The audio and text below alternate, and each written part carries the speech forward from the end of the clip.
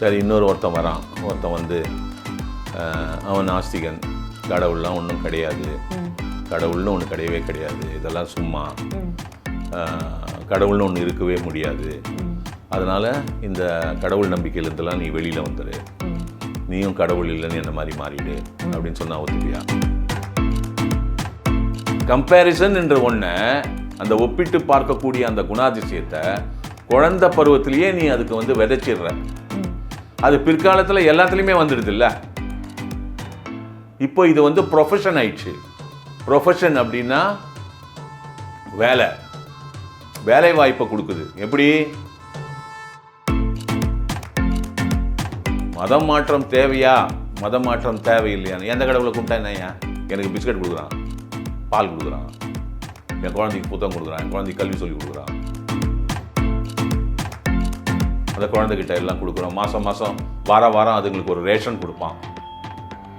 அந்த தாய் தந்தையருக்கு துணிமணி, புடவை, வேட்டி, சட்டை எல்லாம் கொடுப்பான். அவங்களுக்கு ஒரு பேக்கேஜ் மாதிரி எதனா ஒரு சில வெசல்ஸ் எல்லாம் வாங்கி கொடுப்பான். ஒரு கெரசின் ஸ்டவ் வாங்கி கொடுப்பான், எல்லாம் கொடுப்பான். இது மாதிரிலாம் ஃபுல்லாக உன்னுடைய பேசிக் நெசசிட்டி எடுத்துன்னு வரேன்.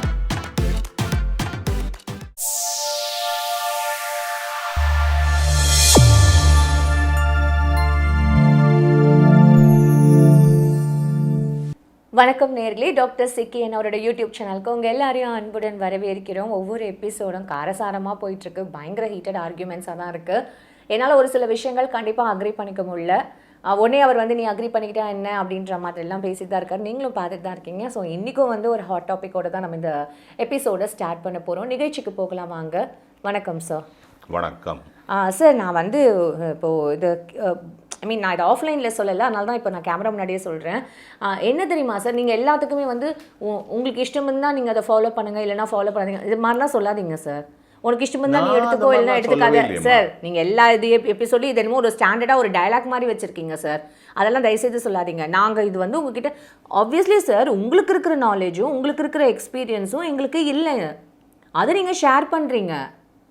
வருமா, இந்த உலகத்தில் வாழக்கூடிய 800 கோடி மக்களும் மனித பிறவியாக பிறந்த 8 பில்லியன் கிட்ட இருக்கும். கரெக்டாக கணக்கெடுக்க முடியாது. 8 பில்லியன்றது அப்ராக்சிமேட் 800 கோடி. ஒவ்வொரு மனிதனும் தனித்துவம் வாய்ந்தவன், தனித்தன்மை வாய்ந்தவன். மனதளவில் மட்டுமல்லாமல் ஹியூமன் ஃபிசியாலஜிலையும் அந்த உடல் ரசாயனத்திலையும் தனித்தன்மை வாய்ந்தவன். ஓகே, ஒவ்வொருவருக்கும் ஒரு என்ன சொல்கிறது எக்ஸ்பீரியன்ஸ் இருக்கும். அவங்க கடந்து வர பாதையில், அவங்க வாழுற வாழ்க்கையில் பண்பாடுகள், கலாச்சாரங்கள் பூகோளத்துக்கு ஏற்ற மாதிரி, நாடுகளுக்கு ஏற்ற மாதிரி, மொழிக்கு ஏற்ற மாதிரி மாறும். இவ்வளோ தான். நம்ம நம்மளுடைய இதை ஒருத்தர்கிட்ட திணிக்க முடியாது, அது கிடையாது. நீ கேட்குற கேள்விக்கு எனக்கு தெரிஞ்ச பதிலை சொல்கிறேன். அது உனக்கு உடன்பாடு இல்லை என்று நீ சொன்னால் அதுக்கு நான் ஒன்றும் பண்ண முடியாது. அது சார் ஒரு நிமிஷம் இல்லை, அதை ஏற்றுக்க வேண்டிய அவசியம் உங்களுக்கு இல்லை என்று சார். நான் அந்த மாதிரியான வார்த்தையே எங்கேயுமே யூஸ் பண்ணல சார். நான் கண்டிப்பா ஏத்துக்கிறேன். நாங்க அக்செப்ட் பண்ணனும்னு நீங்க வந்து ஃபோர்ஸ் இல்ல சார். நீங்க எப்படி தெரியுமா சொல்றீங்க, நான் வந்து நீங்க எனக்கு கேள்வி கேட்டீங்க, எனக்கு தெரிஞ்ச புரிதலை நான் சொல்லும்போது நீங்க எப்படி சார் அதை எனக்கு வந்து என்ன வந்து அப்படி நீங்க அதை கமெண்ட் பண்றீங்க? என்ன கமெண்ட் பண்ண? சரி விட்டுருங்க, அதை நம்ம ஆஃப்லைனில் எடுத்துகிட்டு போவோம். ஸோ இன்னைக்கான எபிசோட் கொஸ்டின்ஸை நான் ஸ்டார்ட் பண்ணுறேன். இப்போது இந்த மதங்கள் இதெல்லாம் நம்ம பேசிகிட்டே இருக்கும்போது இப்போ அது ரிலேட்டடாக ஒரு கொஸ்டின் என்னென்னா, இந்த மத மாற்றங்கள் ஏன் நடக்குது? ஏன் இப்போ ஒவ்வொரு மதத்துக்கும் எல்லா இருக்கிற மதத்துலேயும் வந்து ஒரே கோட்பாடு, ஒரே இதுதான், ஒவ்வொரு ரிலீஜனுக்கும் ஒவ்வொரு விஷயங்கள் இருக்குது, அவங்களோட சிறப்பு அம்சங்கள் எல்லா விதத்துலையும் இருக்கும்போது ஏன் இந்த மத மாற்றம் நடக்குது? ஏன் இது வருது? இதனால தானே இதனாலையும் எவ்வளோ பிரச்சனைகள் இருக்குல்ல, ஏன் அது வருது? சரி, இன்னொரு கேள்வி கேட்கட்டுமா? சரி கேளுங்க. நீ என்ன மதம்? இந்து மதம். இந்து மதத்தில் எந்த பிரிவு? பிராமன். சைவ சித்தாந்தமா வைஷ்ணவ சித்தாந்தமா? வைணவ சித்தாந்தம். ஓகே, நாளைக்கு உன்னை வந்து நான் நல்ல ஃப்ரெண்ட் ஆகிட்டவும் கூட நான் வந்து ஒரு புத்திஸ்ட்னு வச்சுப்போம், உன்னை புத்திஸ்டாக மாறுனா ஒத்துப்பியா? ஒத்துக்க மாட்டேன் சார். ஏன் மாறணும் ஃபஸ்ட்டு அப்படின்ற கேள்வி எனக்கு இருக்கும். இது என்னோட இண்டிவிஜுவல் பெர்செப்ஷன். அகைன் அதை நான் கிளியராக சொல்லிடுறேன். உன்னுடைய மதத்தை விட எங்கள் மதம் வந்து உயர்ந்தது, இதில் வந்தினா உனக்கு கடவுளினுடைய அனுகிரகம் ஜாஸ்தி கிடைக்கும் அப்படின்னு உன்னை கன்வின்ஸ் பண்ணுறேன். அப்போது ஒத்துக்க மாட்டேன் சார். ஏன்? ஏன்னா எனக்கு என்னோட கடவுள் பற்றி தெரியும், எனக்கு என் கடவுள் மேலே எவ்வளோ நம்பிக்கை இருக்குது, என்னோட இதை பற்றி எனக்கு ரொம்ப ஸ்ட்ராங்கான ஒரு ஒப்பீனியன் இருக்குது. ஸோ அதனால் நான் மாற மாட்டேன் சார். சரி, ஒருத்தன் வரான். ஒருத்தன் வந்து அவன் நாஸ்திகன், கடவுள்லாம் ஒன்றும் கிடையாது, கடவுள்னு ஒன்று கிடையவே கிடையாது, இதெல்லாம் சும்மா, கடவுள்னு ஒன்று இருக்கவே முடியாது, அதனால் இந்த கடவுள் நம்பிக்கையிலேருந்துலாம் நீ வெளியில் வந்துடு, நீயும் கடவுள் இல்லைன்னு என்ன மாதிரி மாறிடு அப்படின்னு சொன்னால் ஒத்துப்பியா? ஒத்துக்க மாட்டேன். இந்த மாதிரி பேசாமல் இருந்திருப்பாங்கன்னு நீங்கள் நினைக்கிறீங்களா? இல்லை கேட்குறேன். அதுதான், இது மாதிரி நான் நிறைய கொஸ்டின்ஸ் ஃபேஸ் பண்ணுறேன், நிறைய விஷயங்கள் நீங்கள் சொன்ன கொஸ்டின்ஸ் எல்லாம் ஆல்ரெடி நான் ஃபேஸ் பண்ணியிருக்கேன் சார். அதனால தான் நானும் இவ்வளோ ஸ்ட்ராங்காக சொல்கிறேன். கண்டிப்பாக அதை நான் ஒத்துக்க மாட்டேன்.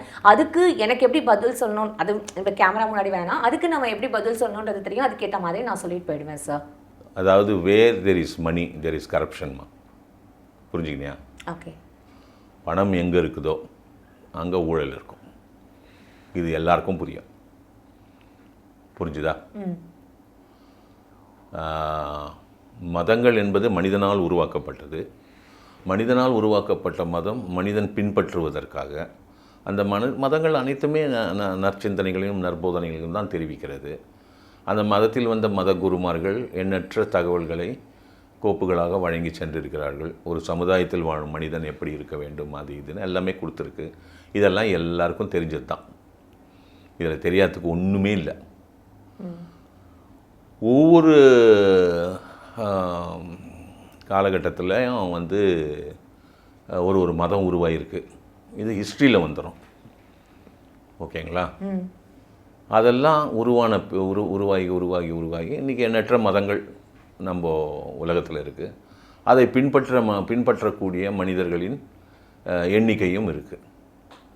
இவ்வளோ 800 கோடி மக்களில் இவ்வளோ பேர் இந்த ரிலிஜனை ஃபாலோ பண்ணுறாங்க, இவ்வளோ பேர் இந்த ரிலிஜனை ஃபாலோ பண்ணுறாங்கன்னு ஒரு ஸ்டாட்டிஸ்டிக்ஸும் இருக்குது, ஒரு சராசரியும் இருக்குது.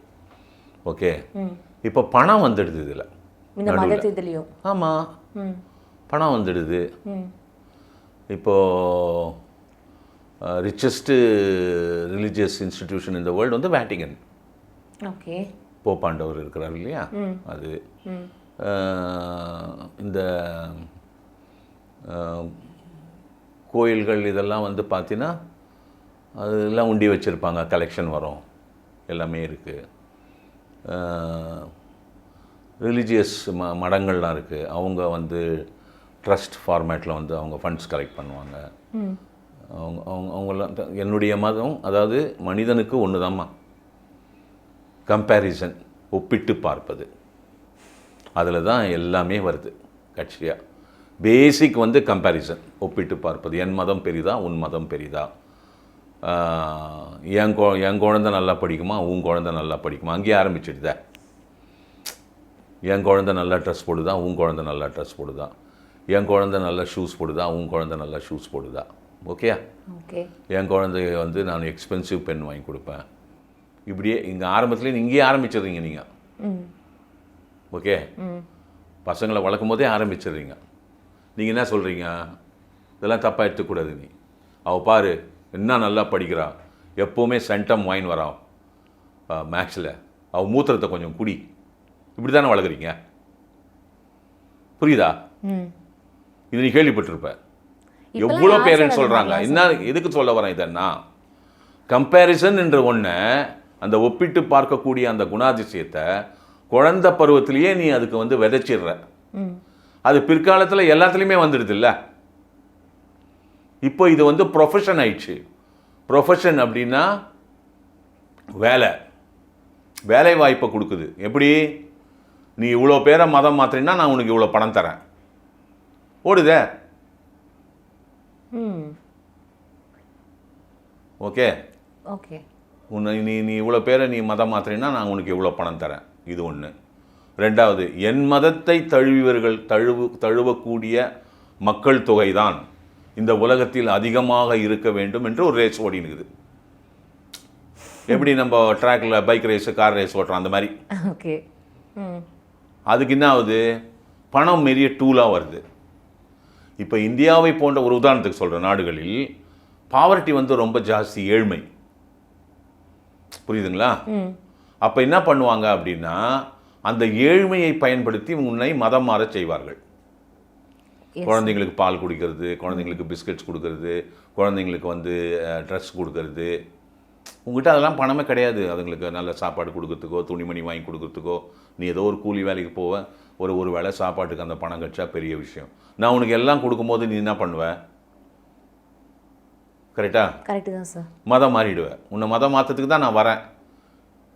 நான் வந்து எங்கள் எங்கள் எங்கள் எங்கள் ரிலீஜியஸ் போர்ட்லேருந்து இவ்வளோ பணம் அனுப்புகிறேன் இந்த நாட்டுக்கு. இங்கே இருக்கிற என்னுடைய மதத்தை தழுவியர்கள் இருப்பாங்க, அவர்களுக்கு அனுப்புகிறேன், பயன்படுத்துவேன். அவர்களுக்கு ப்ராஜெக்ட் கொடுப்பேன். இந்த பாரு, நீ இருக்கிற இந்த ஏரியாவில் ஒரு ஸ்டேட் எடுத்துப்போம், இந்தியாவில் ஏதோ ஒரு ஸ்டேட் எடுத்துப்போம். நீ வந்து இந்த ஸ்டேட்டில் இந்த ஒரு நகரப்புறத்தில் இருக்க, ஒரு சின்ன டவுன்ஷிப்பில் இருக்க, உன்னை சுற்றி இத்தனை கிராமப்புறங்கள் இருக்குது. உனக்கு நாங்கள் கொடுப்போம், எங்கேயோ உட்காந்துன்னு கொடுப்போம், ஏதோ ஒரு நாட்டில் உட்காந்து கொடுப்போம். உன்னை கூப்பிடுவோம் எங்கள் நாட்டுக்கு வான்னு. வந்த உடனே இந்த பார், நீ இருக்கிற இடம் இது, மேப் போட்டு காட்டுவோம். இந்த பார், உன்னை சுற்றி கிட்டத்தட்ட அப்ராக்சிமேட்டில் ஒரு 528 கிராமங்கள் இருக்குது. இதனுடைய பாப்புலேஷன் இவ்வளோ, இதில் பாவர்ட்டியில் இருக்கிறவங்க இவ்வளோ. இதெல்லாம் நீ பண்ணினா இதெல்லாம் நடக்கும். நீ அங்கே வந்து ஒரு பெரிய வளாகம் கட்டு, ஒரு ஸ்கூல் கட்டு, ஒரு சமூக கூடம் கட்டு. இப்போ அந்த ஏழைங்க கல்யாணம் பண்ணுறதுக்கெலாம் அதுக்கு ஃப்ரீயாக கொடு அவங்களுக்கு, அந்த சமூக கூடத்தை. இன்றைக்கி வந்து ஒரு கல்யாணத்துக்கு ஒரு ஹால் புக் பண்ணுறதுலாம் காஸ்ட்லி. அவங்களுக்கெல்லாம் பணம் கொடு, அவங்களுக்கு துணிமணி கொடு, அந்த குழந்தைங்களுக்கு பால் கொடு, அந்த குழந்தைங்களுக்கு பிஸ்கட் கொடு டெய்லி, அந்த குழந்தைங்களுக்கு எஜுகேஷன் ஸ்கூல் தர, அதுங்களுக்கெல்லாம் ஃப்ரீயாக புக்ஸு கொடு, ஃப்ரீயாக ஃபீஸ் கிடையாது, பாடம் சொல்லி கொடு, கவர்மெண்ட்டில் லைசன்ஸ் வாங்கு. ஃபஸ்ட்டு இதுக்கெல்லாம் வந்து நீ இத்தனை, அதாவது இன்றைக்கி நாங்கள் இந்த வருஷம் இவ்வளோ பணம் தருவோம், வருஷம் இவ்வளோ கொடுத்துன்னே இருப்போம். முதல்ல நீ இவ்வளோ இடம் வாங்கு, அந்த இடத்த கட்டு, அதுக்கெல்லாம் பணம் கொடுப்போம், எல்லாம் பண்ணுவோம். அப்பப்போ நாங்கள் அங்கேருந்து வந்து பார்ப்போம் நீ கரெக்டாக பண்ணுறியா இல்லையான்னு. எல்லாம் பண்ணு, இவ்வளோ தூரம் நீங்கள் இந்த மாதிரிலாம் செயின் பண்ணுங்கள், அவங்களுக்கெல்லாம் போடுங்க, நம்மளுடைய சிம்பிள் அவங்க கழுத்தில் இருக்கணும், இந்த மாதிரிலாம் போயிட்டே இருக்கும். ஓகேயா? மதம் மாற்றம் தேவையா, மதம் மாற்றம் தேவையில்லையான்னு எந்த கடவுளை கும்பிட்டா என்னையா? எனக்கு பிஸ்கட் கொடுக்குறான், பால் கொடுக்குறான், என் குழந்தைக்கு புத்தகம் கொடுக்குறான், என் குழந்தைக்கு கல்வி சொல்லி கொடுக்குறான், என் குழந்தைக்கு செருப்பு கொடுக்குறான். பொருளாதாரம் தானேம்மா கட்சியில். உண்ண உணவும் உடுக்க உடையும் இருக்க இடமும் இல்லாதவர்கள் அது கிடைக்கும் பொழுது எந்த மதத்தை அவர்கள் ஃபாலோ பண்ணா என்ன? கரெக்ட். எனக்கு சாப்பிட்றதுக்கே சோறு இல்லையா? அதான் அடிப்படை. அந்த அடிப்படை நான் இருந்த மதம் எனக்கு கொடுக்கலையே, அந்த மதம் எனக்கு கொடுக்குதே. இங்கே எங்கே மதம் வருது? மனிதனுடைய பேசிக் சர்வைவல் தானே வருது. இது ஒத்துக்கிறியா? Yes no? ஒத்துக்கிறேன் சார். ஏன் அவ்வளோ குரல் கம்மியாக வருது உனக்கு? இல்லை சார், அது அவங்கவுங்களோட இல்லை. அந்த நிலைமையில் நீ இருந்தால், ஒரு துணி கூட இல்லை, 3 வயசு குழந்தை, அதுக்கு ஒரு கோமணம் கட்ட கூட ஒரு துணி இல்லை, அது அம்மனை கட்டையாக தெரிஞ்சுன்னு விளையாடி இருக்குது. ஒருத்தன் வரான், பிஸ்கட் கொடுக்குறான், அந்த குழந்தை பிஸ்கட் பார்த்ததே இல்லை, அதுக்கு எப்படி இருக்கும்? துணி கொடுக்குறான், அதுக்கு சின்ன கால் சட்டை கை சட்டைலாம் கொடுக்குறான், அதுக்கு நல்லா பால் கொடுக்குறான், டெய்லி 1 லிட்டர் பால் கொடுக்குறான், அதுக்கு பால் பவுடர் கொடுக்குறான், நல்லா உனக்கு கொஞ்சம் அரிசி பருப்பு எல்லாம் கொடுக்குறான், கொஞ்சம் டெய்லி கொஞ்சம் மாதம் இந்தம்மா 500 ரூபா பணம் வச்சுக்கோ, நல்லா கறி மீன்லாம் வாங்கி அந்த குழந்தைக்கு செஞ்சு போடு, எங்கள் பள்ளிக்கூடத்துக்கு அனுப்பு, நாங்கள் அதுக்கு ஃப்ரீயாக பாடம் சொல்லி கொடுக்குறோம், புஸ்தகம் எல்லாம் நாங்கள் ஃப்ரீயாக கொடுக்குறோம், பென்சில் பேனா ஸ்லேட் எல்லாம் ஃப்ரீயாக கொடுக்குறோம், அங்கே சாப்பாடும் போடுவோம் காலை மாலை, இரவு வந்த பிறகு இரவு உணவுக்கு நாங்கள் உங்களுக்கு பணம் கொடுத்துட்றோம், அந்த குழந்தைகிட்ட எல்லாம் கொடுக்குறோம், மாதம் வாரம் அதுங்களுக்கு ஒரு ரேஷன் கொடுப்பான், அந்த தாய் தந்தையருக்கு துணிமணி புடவை வேட்டி சட்டை எல்லாம் கொடுப்பான், அவங்களுக்கு ஒரு பேக்கேஜ் மாதிரி எதனா ஒரு சில வெசல்ஸ் எல்லாம் வாங்கி கொடுப்பான், ஒரு கெரசின் ஸ்டவ் வாங்கி கொடுப்பான், எல்லாம் கொடுப்பான். இது மாதிரிலாம் ஃபுல்லாக உன்னுடைய பேசிக் நெசசிட்டி எடுத்துன்னு வரேன். உனக்கு உண்ண உணவு வந்துடுச்சு, உடுக்க துணி வந்துடுச்சு, உன் வீடெல்லாம் கொஞ்சம் பணம் கொடுத்து நல்லா ஓலையெல்லாம் போட்டுக்கோ, நல்லா திடகாத்திரமாக இருங்க அப்படின்னு, மழையிலேருந்து உங்களை காப்பாற்றிங்க அப்படின்னா, அதுவும் உங்களுடைய ஹவுசிங்கையும் கொஞ்சம் இம்ப்ரூவ் பண்ணி கொடுக்குறேன். உன் மதம் தான் ஏன் எனக்கு பெருசு, என் மதம் எதுக்கு எனக்கு? அப்படி ஆகிடுது இல்லை? கரெக்டு. அதனால் மதமாற்றம் என்பது இன்றைக்கி இல்லை, என்றைக்கோ நடந்துனுக்குது, என்னிலோந்தோ வந்துனுக்குது. இதுவும் காலமாவா? இந்த தான் முகமது கஜினி முகமது கோரியெல்லாம் இங்கே வந்த பிறகும் அவங்க வந்து சண்டை போட்டு அவங்களால முடிஞ்ச வரைக்கும் இங்கே இருக்கிற செல்வங்களை வாரி எடுத்துன்னு போனாங்க. அது அந்த அந்த அரேபியன் ரீஜன்லேருந்து, அந்த வெஸ்ட் ஏஷியாவிலேருந்து பாபர் தான் முதல்ல வராரு 1526 வந்து முதல் பானிப்பட்டு போரில் இக்ராமிலோடைய சண்டை போட்டு ஜெயிச்சு டெல்லியில் தன்னுடைய முகலாய சாம்ராஜ்யத்தை நிறுவுகிறார். அதுக்கப்புறம் தானே உங்களுக்கு வந்து இஸ்லாமே வருது உள்ள. அதுக்கு முன்னாடியே கிறிஸ்டியானிட்டி வந்துடுச்சு உள்ள. போர்ச்சுகீஸு, டச்சு இவங்கெல்லாம் வந்துடுறாங்களே 1300க்கு மேலே. அவங்க வந்த பிறகு அவங்க வந்து தன்னுடைய ரிலிஜனை நிலைநாட்டுறாங்கள. அதாவது இன்வேஷன்னா ஒரு நாட்டை ஆக்கிரமிப்பது. ஒரு நாட்டை ஆக்கிரமிப்பது என்னவென்றால் அந்த நாட்டின் கல்வி எனும் முதுகெலும்பு என் கையில் இருக்க வேண்டும். ஓகே, புரிஞ்சுக்கிட்டீங்களா? ஒரு ரிலீஜியஸ் இன்ஸ்டிடியூஷனுடைய முதல் இது வந்து கல்வியில் தான் கை வைப்பாங்க. அடுத்தது மதம். என் மதத்தை தழுவியவர்களாக இருக்க வேண்டும். அதுக்கப்புறம்தான் மொழி. என் மொழி பேசுபவர்களாக இருக்க வேண்டும். மனிதகுலம் இந்த பூவுலகத்தில் வாழும் வரை மதமாற்றம் என்று இருக்கக்கூடிய அந்த ஒரு நிகழ்வு தொடர்ந்து நடந்து கொண்டு தான் இருக்கும். அது இருக்காது. வணக்கம். உண்மையாகவே ரொம்ப அழகான புரிதல் இல்லையா? எல்லாருக்கும் அது கண்டிப்பாக இப்போ நமக்கு எடுத்து இன்னும் நல்லா எடுத்து சொல்லியிருக்காரு. மீண்டும் அடுத்த எபிசோடில் உங்களை வந்து மீட் பண்ணுறேன். அதுவரை உங்களிடமிருந்து விடைபெறுவது உங்கள் அமிர்தா.